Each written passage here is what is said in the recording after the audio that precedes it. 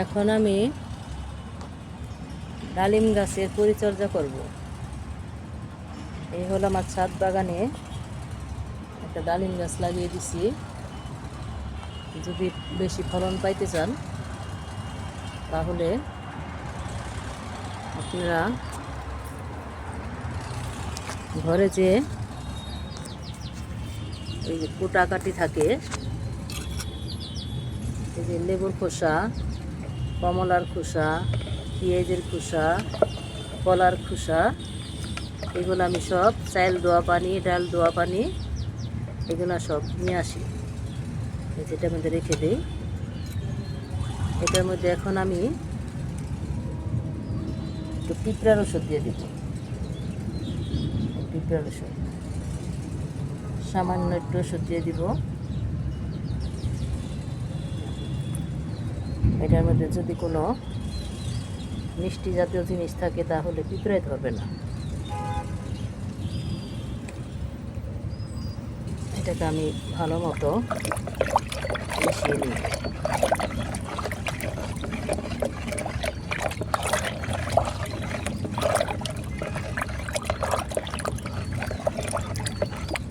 ডালিম গাছে প্রচুর ডালিম আসে, 12 মাসই ডালিম থাকে।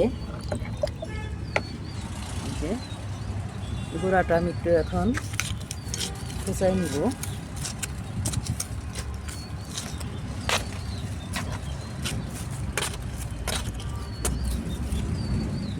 আগাছাগুলি একটু পরিষ্কার করব।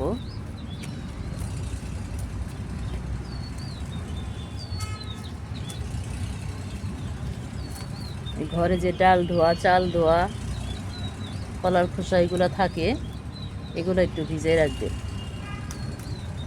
রাইখে তারপরে একটু পিঁপড়ার ওষুধ মিশিয়ে দেবেন, যেন গাছের গোড়ার মধ্যে পিঁপড়া না ধরে।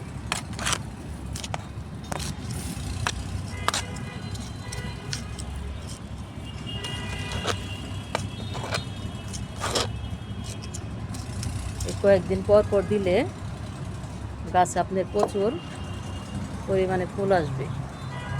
দেখেন মাশাআল্লাহ আমার গাছে প্রচুর ফুল আসছে।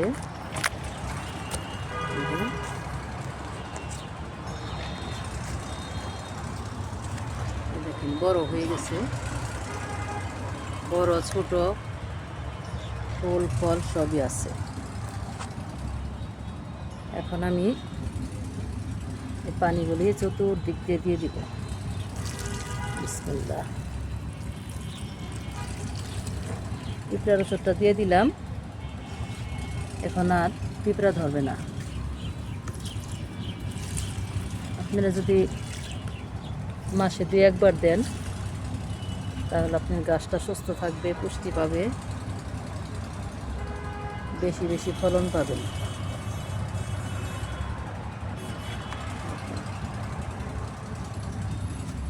এটা আবার আমি আপেল গাছের গোড়ায় দিয়ে দিব।